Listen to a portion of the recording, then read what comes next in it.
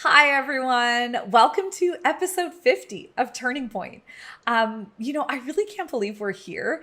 I was just reflecting, and, when I started when I started Turning Point, it was December 2020, middle of the pandemic, or what we thought was the middle. I guess it was really very close to the beginning. But I really started it as a passion project, and I didn't know where it would take me. And here we are at the end of season 2, and it's just been amazing. I mean, 50 incredible guests, 50 different turning points.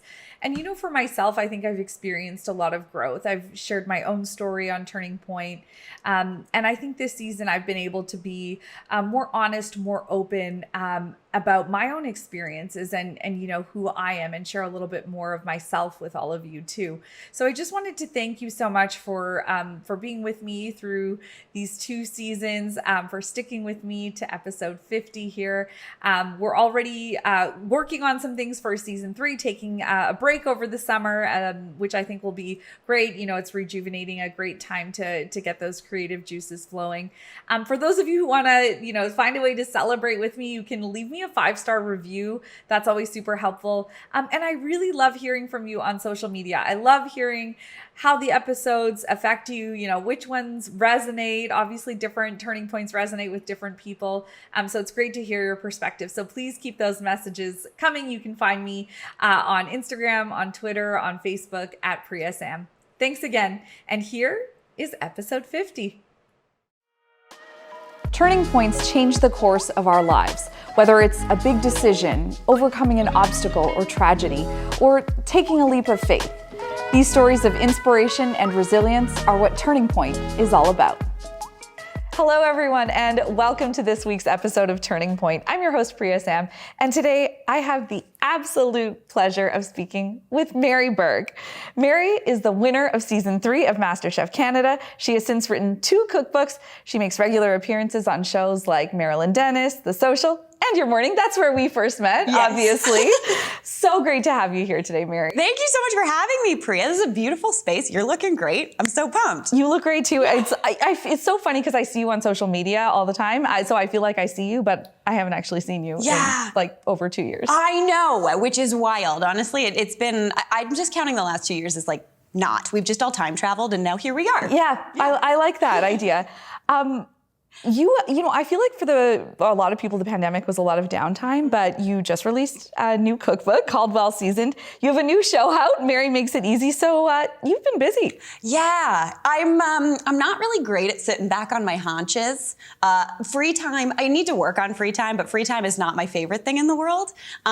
So I kept basically as busy as possible. But it was great. To be honest, it's I think over the last 2 years, we've had to look for silver linings. And one of the silver linings for me was when everything got canceled and shut down, it actually gave me time to write the book, which was good because I had not scheduled that in. Yeah, and I imagine like when you're writing something like that, you actually need like hours to just sit and focus. Yeah, I basically just sign off. Like when I am working on the book, it's kind of similar to when I was in school. Like it was, if you're writing time, you don't talk to anybody. You kind of just shut down. I'm really strange and I like putting on movies in the background. Like I can't listen to music. I can't listen to anything like that. But movies that I've seen 1,000 times, pop those on. This book was written to the soundtrack of Marvel movies, so it's pretty good. Yeah.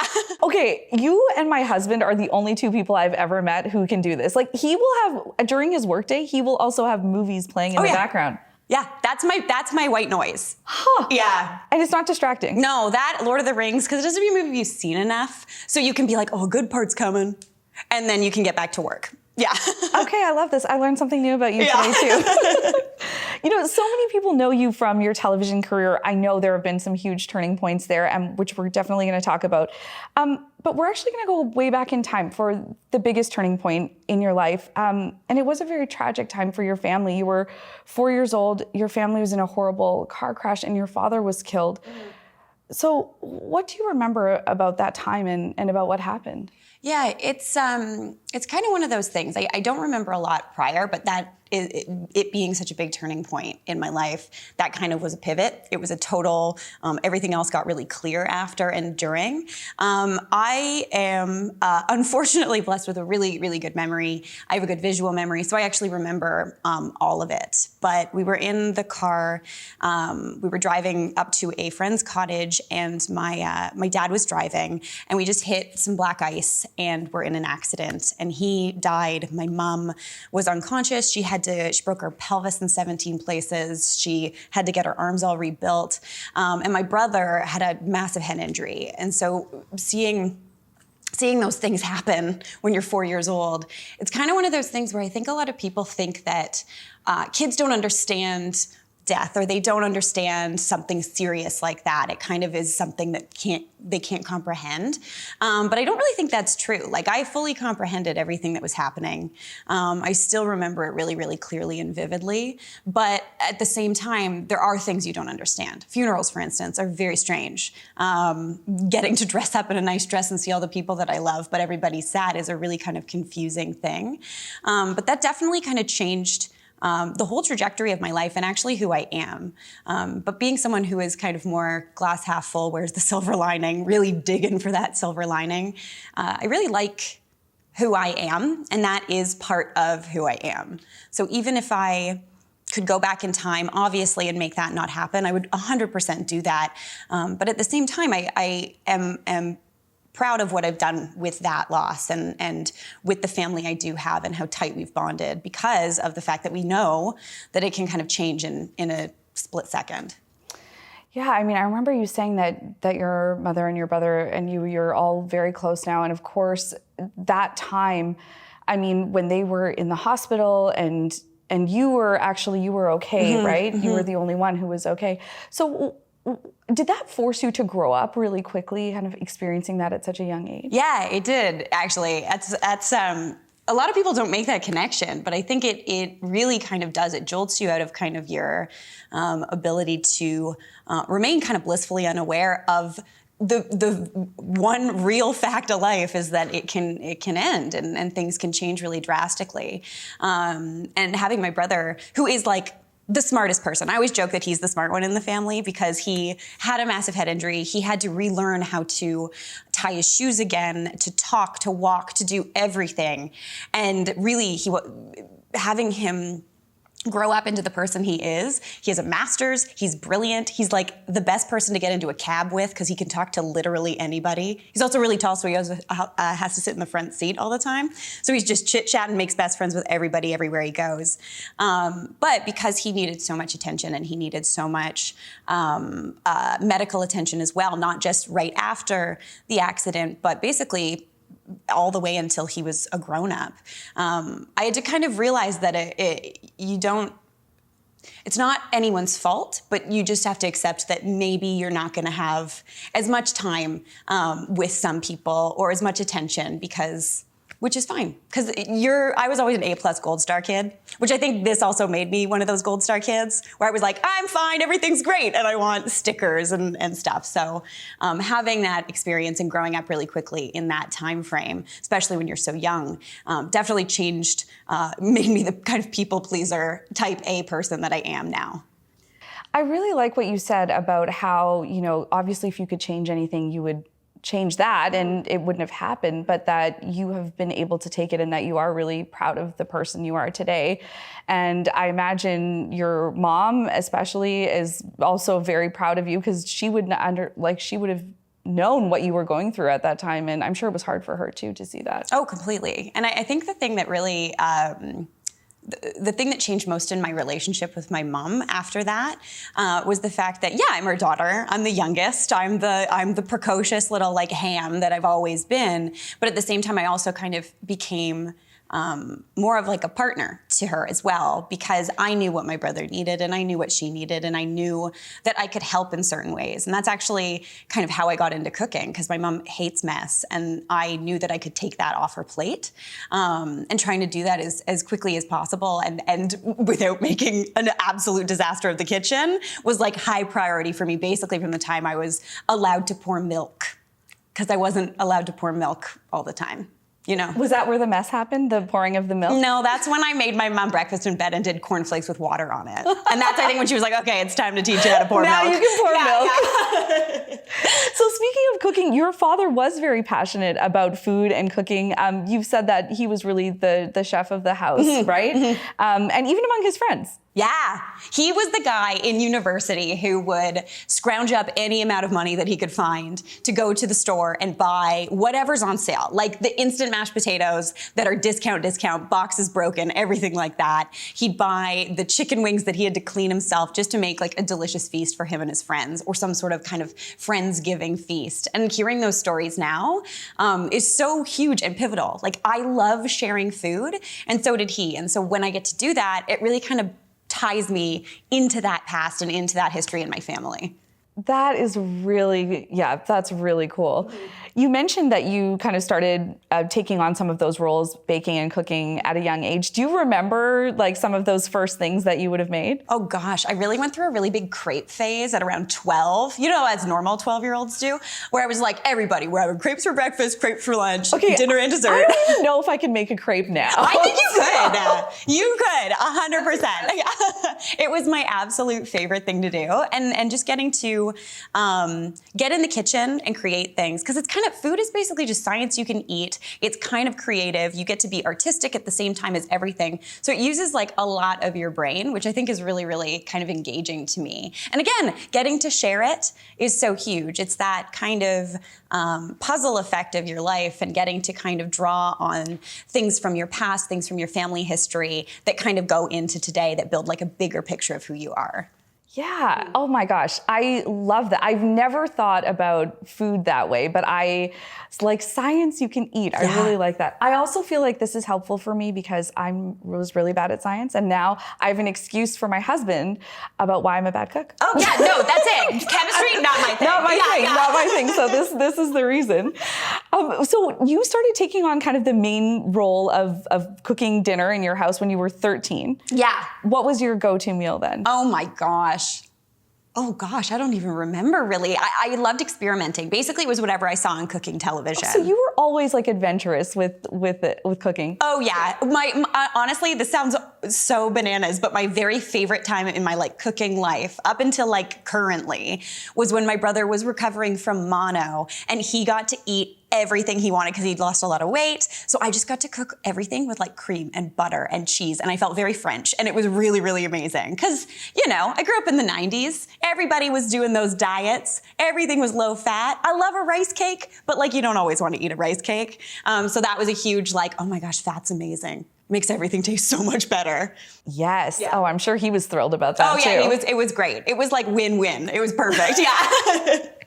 Okay, so this was around 13, and then let's fast forward a little bit, because you went to university, you studied English, you did your master's in information technology, and then you were an insurance broker. Yeah, you know, normal trajectory, and now I'm here. Yeah. How did you end up doing that? I actually didn't know this about you until we were just catching up the other day, and when you told me, I was like, how did I miss this? So how did that happen? I think, like I said, I've always kind of been that gold star kid. I've always loved school. Like, I love school. I love organization. I love reading. I love disseminating information and writing it and packaging it together.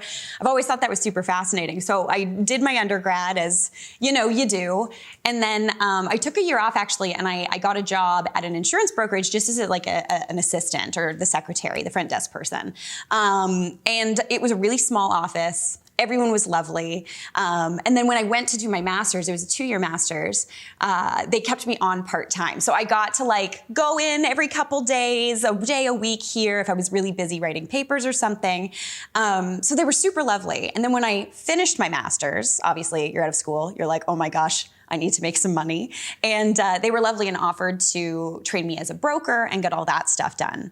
But then, you know, 5 years goes by and you realize, oh gosh, I guess I'm an insurance broker and I did not mean to do that. So it kind of, I needed a bit of a kick.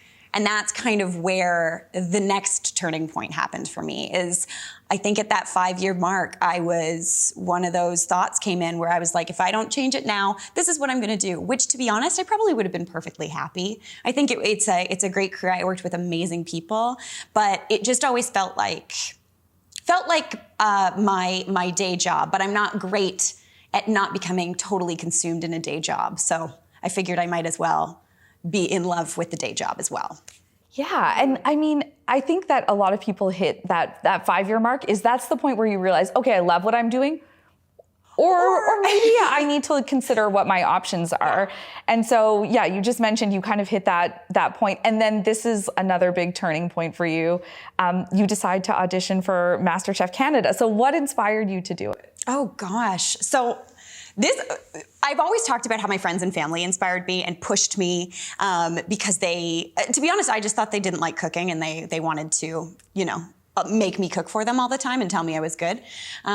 So I always have talked about that. But recently, actually, when we were chatting, I realized that one of the things that really kind of pushed me out of my comfort zone and gave me that kick in the pants that I needed to make that change was my husband, then boyfriend, got us tickets to go see Alton Brown live. He's like a cooking guy on TV, and he's all about food science. So if you want to get good at food science, check out Alton Brown. Love it. And we went and saw him. We were in third row. It was at I think it's Meridian Hall now, or it was the Sony Center.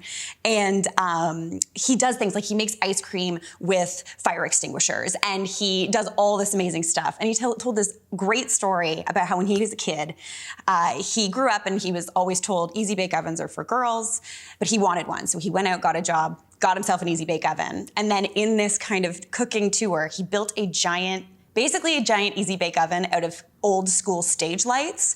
And I got called up on stage to make a pizza with him, and getting to cook in front of people, live in front of people, getting to make a pizza, getting to hear them laugh when I ribbed him a bit about the type of flour he was using and the bananas goggles he made me wear while I was using the big machine was like, oh my gosh, this is amazing. This is what I want to do. This is how you share food broader than just your family, bigger than just kind of a smaller kind of community. This is how you reach people that you don't even know and that might not know you at all. And that's kind of was the bug. That was the kick where I was like, oh my gosh, I went to a conference, I think the next day for work, for insurance, and someone recognized me from that event. And that was when I think it got me, when I realized, oh, I would like to do something different. I want to do something with food. I don't need to be scared of the fact that I love it so much, and being worried that I won't love it if it's my job as well. It feels very serendipitous, like it was meant to happen, especially at the timing when you were already kind of thinking about maybe another career. So before that, had your friends and family already been encouraging you to apply for something like MasterChef? Oh yeah, my best friend is like a reality TV junkie. Like she loves it so much, and she was always pushing. Basically, as soon as MasterChef Canada was announced, the first season, she was like, "You should go on it." And then to be honest, another kind of serendipitous thing was being on the season I was on, it felt like camp. I know some other seasons and some other versions of the MasterChef franchise are a little more like cutthroat. It's a little bit more dramatic, whereas it genuinely felt every day when we went into that kitchen while filming, it felt like we would look at each other and be like, let's go do our best. And then we'd march into the kitchen and cook and share. And it was arguably, honestly, I didn't know the world of television before, but now I do. And I was like, the producers must have been like, why is no one fighting? Like, why don't we have any juice here? But it was so much fun and it was amazing. That is really cool. And yes, not at all what I would have imagined. Like I would have imagined it was very stressful and competitive behind the scenes. It was stressful, 0% competitive. It was weird. We'd all go home, I'd make popcorn, someone would deep fry something, and we'd just like hang out and watch one of the 2 DVDs we had. It was great. So were you in, it was a communal living situation? Yeah, we lived in basically in condos, in short-term rental condos. So we had roommates and stuff. So we weren't living with everybody, but there were certain ones where everybody did gather. But yeah, and then we kind of switched all the time. So it didn't get cliquey, it didn't get anything like that. But it was really well done, and it was super fun. And I'm not a camp person. I know I feel like people look at me and they're like, man, that girl loved camp. Yep. But I hate organized fun.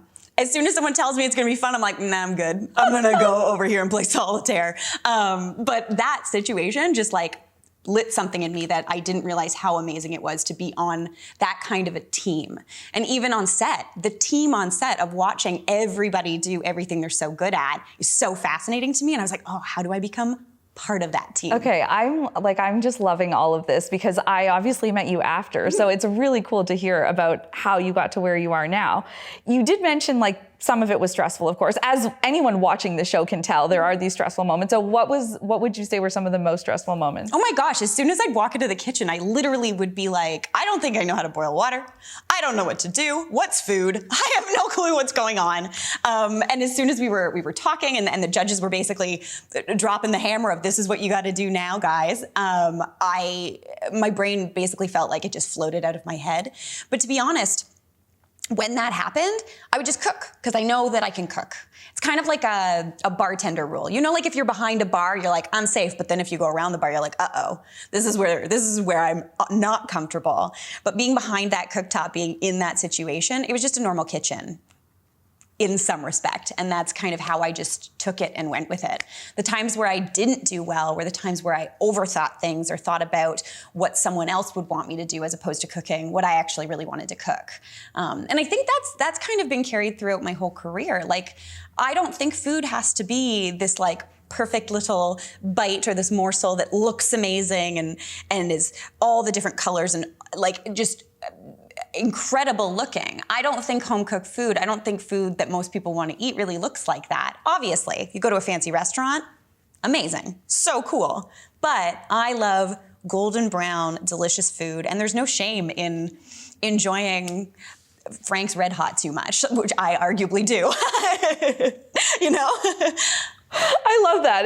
You still love the like Frank's trash. Yeah. Gotta have some trash in there too. Yeah. But I appreciate that though, because I think that's what makes your cookbook so approachable too, is a lot of it is like, oh, okay, I can do that. You know, there aren't like 42 ingredients in every recipe. Yeah, and that's the thing. I think there's kind of a fine line there too, because a lot of cookbooks come out and they're like 5 ingredients recipes, which is great. But then when you think about it, those 5 ingredients have to do a lot of heavy lifting. So I try to do things with stuff that you probably have in your pantry, make things that are as approachable as possible, but not gonna make you like wanna pull your hair out. Because like nobody wants that. Life is really hard, and I don't think food should be hard. Yeah, food should not be hard, agreed.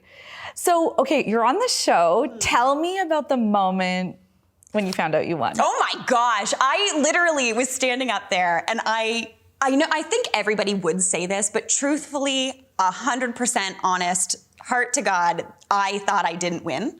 When they were standing, the judges we'd cooked these amazing dishes, Jeremy and I, who's an amazing cook. Like his food is out of control. And he introduced me to all the flavors of Filipino cuisine, which is like bananas amazing, amazing.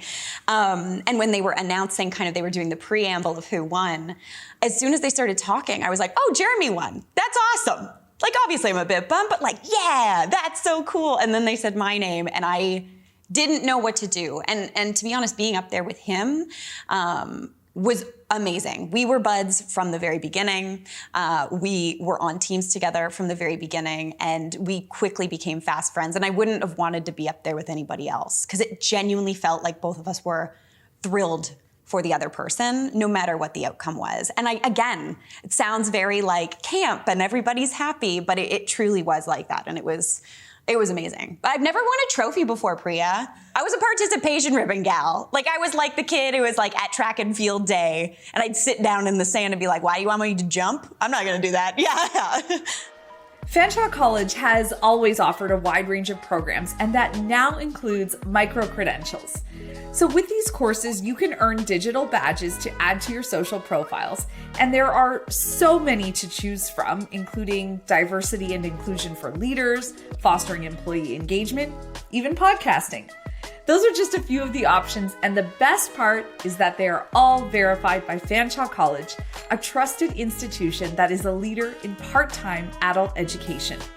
You can find out more about Fanshawe's micro-credentials at the link in the show notes. So this was like for your first win ever, that pretty big win. Pretty good win, I'd say. Seriously. Yeah, not too shabby. Yeah.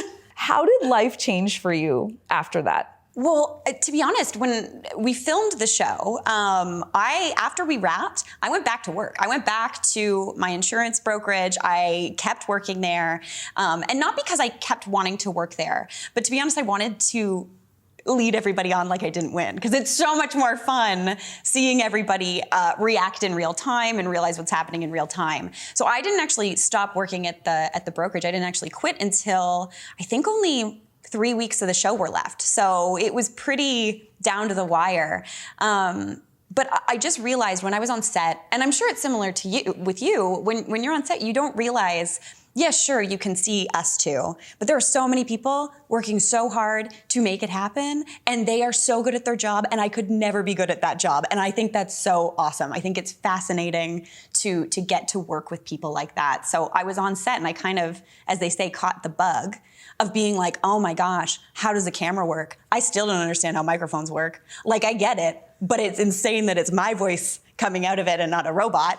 Everything about that blows my mind. And I think that's awesome. I think being able to continue learning and working in a job where I constantly get to learn every single day, and I'm never gonna learn it all, is so exciting to me. Like, the idea of just knowing everything, ugh, boring, I hate it. But I caught that bug, and I went into the production company. They actually called me in because they were like, we need some more photos for the edit of the show, of your family, because you talked about whatever story. And I went in, and the head of the company sat me down and was like, do you want to have a cooking show? Like, what do you want to do? And I was like, like, that's basically my reaction, because what do you do with that? How are you supposed to respond when you just walk in off the street to hand in photos of your mom, and then you find out that there's a bigger plan? Yeah. So that was pretty, yeah, it was incredible. It was exciting. And I joke that what I'm doing now with writing, finally with the books, I finally feel like I'm using my master's. Like, I feel like I'm using my post-secondary education, and I'm like, no, not a waste of money, did it. But then, but with television, there's so many people working on it.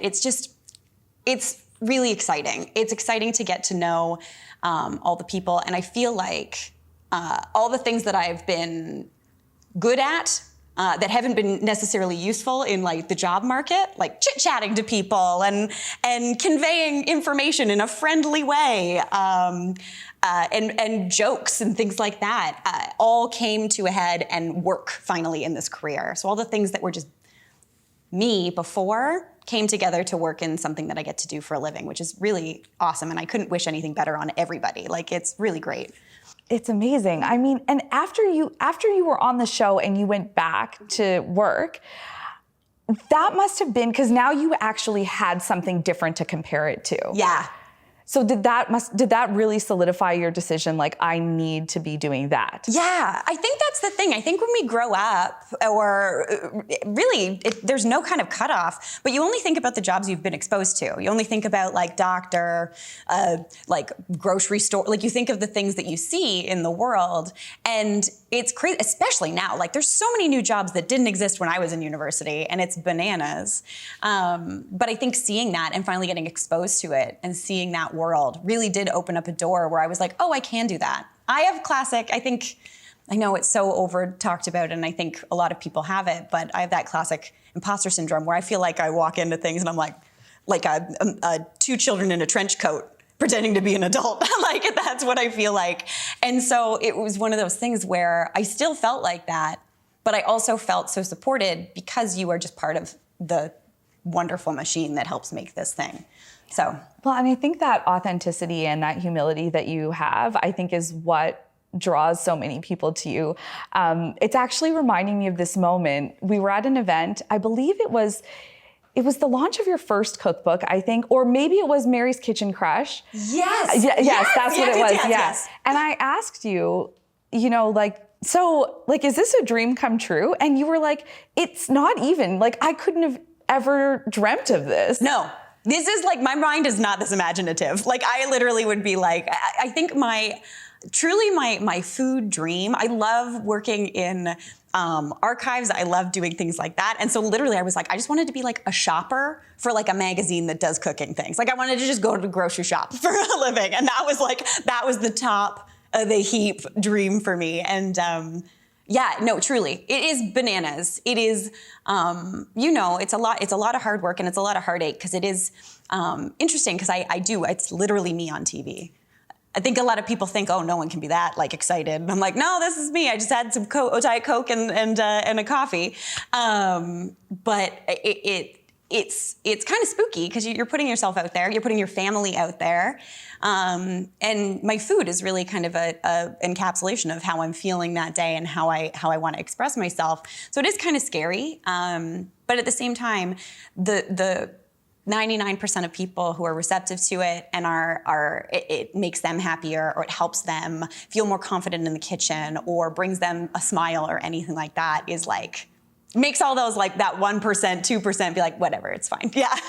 Yeah, I totally feel that though, because you're right. I mean, it's not, when you have a job where you have like outputs and deliverables, then you get measured on those. And if someone says like, I don't like that presentation you made, no problem, like you can fix it. Mm-hmm. But yeah, I remember same thing when I was on the morning show and like someone would comment on a story I told or something, or an outfit that I really liked or whatever it was. But it is really personal because it's so you that's personal. Out there. Yeah. Yes. And it's one of those things where, to be honest, I sometimes try to look at it where I'm like, man, if that person really needed to hate someone today, you're welcome. I did you a favor. Like, it's fine. But it smarts, like it hurts. I think the idea of growing a thicker skin is obviously a good thing. But I don't want it to change me. Like, I don't want to have to be like all the time because I'm nervous that someone's going to point at something and make fun of it or say that my voice is shrill. And I'm like, I know, I live with it. Like, it's fine. Yeah. But I think feeling like it's a spooky thing to do. Yeah. But it's also really, really rewarding. 100%. And like you said, 99% of the time. But do you remember those? No, you remember that one. Yeah. Oh yeah. I can still rattle them off. 100%. Yeah, for sure. So you now have 2 shows, 2 cookbooks. Does it ever still feel surreal? Oh my gosh, yeah. It's scary actually how surreal it feels because it feels like something that happened relatively quickly. Like, this is not something I planned. It's happening very fast. But to me, that's also like, but that means it could go away quickly. So, but it definitely feels incredibly surreal. And I always feel lucky to be able to do this and to be able to share my food and my recipes in this way. I think the thing that I need to work on, like I think my next kind of pivot in just me as a person and as a person in my career is being able to live in those celebratory moments when something comes out, when you finish something. Because I love working on the thing. And then when it comes out, it's exciting, obviously, but it's kind of like, okay, cool, whatever, I did that. It's fine. Everybody, don't look at me. It's fine. And I'm trying harder to sit when something good happens, when good news comes in, when there's some sort of recognition or something. I'm trying to, which maybe makes me sound like I'm being like, ugh, but it's hard when you love the work so much, because it is scary, because you work in this nice little family, and you work so hard with 50 to 60 people to create this show from pre all the way to post-production. And then it goes out into the world and it's just like, goodbye, little bird. People might hate you. Yeah.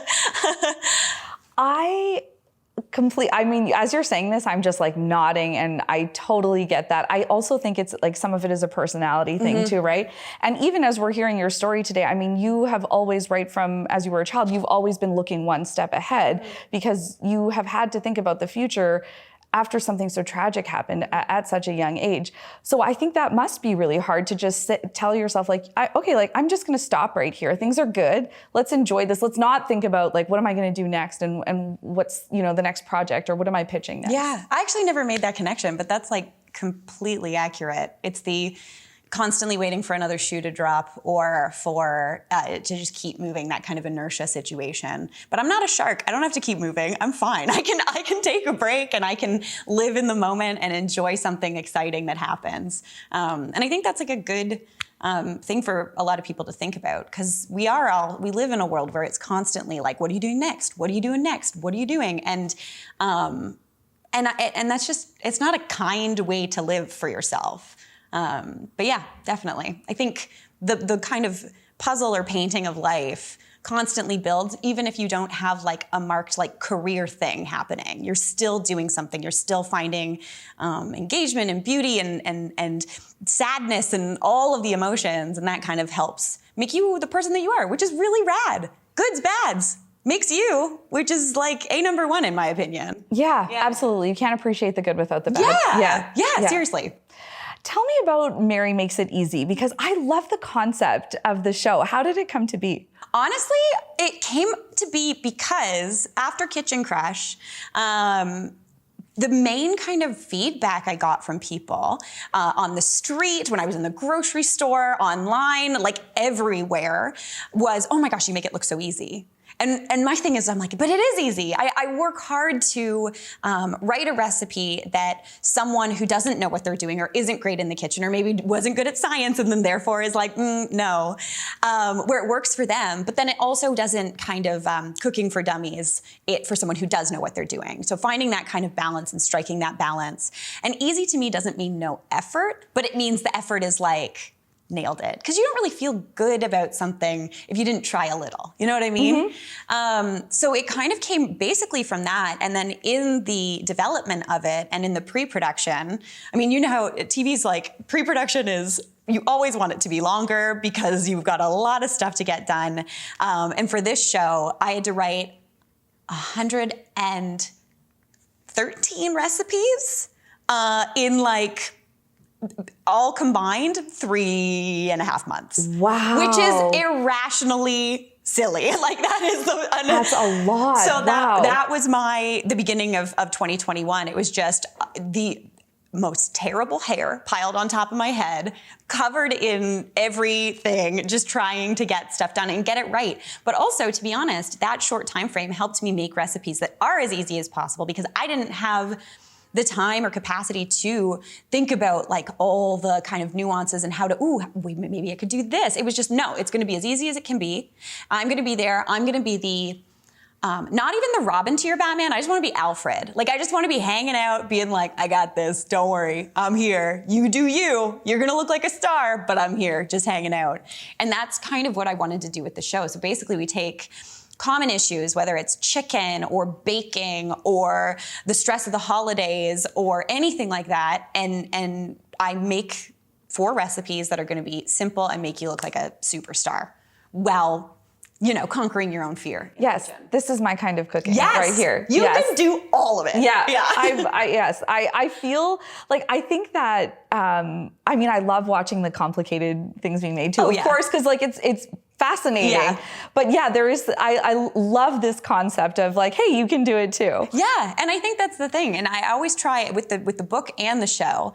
All of the food nothing is like overstyled, because I find sometimes, even if you don't recognize it, sometimes when you're looking through a book or looking at a show where it is that perfect, beautiful thing, if I try to make it at home and it doesn't look the same, even if you don't recognize it, you kind of feel like you failed. And no one wants to fail. So I like doing things where it's like, no, it's gonna look the same. This is gonna be what it looks like. It's a little messy. Like, I like showing it what it actually looks like. Real food as opposed to perfectly placed mushrooms and things. Yeah, absolutely. No, I love that aspect of it. I love that we took this trip through your life. And even though we've known each other, I feel like I just got to know you so much better. And thank you for sharing all of this. We talked about really these 2 kind of pivotal moments in your life. One was very tragic with your father dying, and then one was very exciting, this pivotal moment when you decided to audition for Masterchef. Both of them were incredibly life-changing for you. What do you hope other people might learn from your story? Honestly, I think it's that highs and lows. I truly think a full life has both. And I truly think that it builds, I don't even want to say character, it just builds you into you. It gives you a structure and it gives you the form of who you are. We talked about it briefly. I think when you deal with loss, especially at an early age, and loss that is really, really close-knit in that kind of nuclear family, a lot of people say that it shrinks over time, but in my mind, it's just a piece of the puzzle has been taken out and it's not there anymore. Still has the shape, so you can feel it, you can get it, but your life that piece doesn't shrink. doesn't grow. Your puzzle just gets bigger around it, and it helps make the picture more beautiful, and it informs everything. And my puzzle has a missing piece, but it also has really, really exciting, bright pieces as well, and that's awesome. And I think that's what it kind of is just all about. And I think taking those things in stride and maybe trying to see glass half full, even when it feels really, really not possible, because it'll get better. And sometimes it gets a lot better, and that's awesome. That's such a beautiful analogy. Thank you so much for being here, Mary. Thank you for sharing your story, for sharing your insights with us. I still dream about that gluten-free cake you made for me on my last day on the morning show. Yeah. So good. I've got a really good gluten-free recipe I'll send you. Okay. I think it'll be a success. Yeah. Okay, I'm ready for it. Thank you again. It was so great to see you. Thanks, Priya. And thank you to all of you for watching and listening today. Let us know what you thought of the episode. You can leave us a comment on YouTube, a review if you're listening to the podcast version. And hey, if you or someone you know has a great Turning Point story, you can always email us at turningpoint@priyasam.com. We love hearing from you. Until next time, take good care of yourselves and of each other.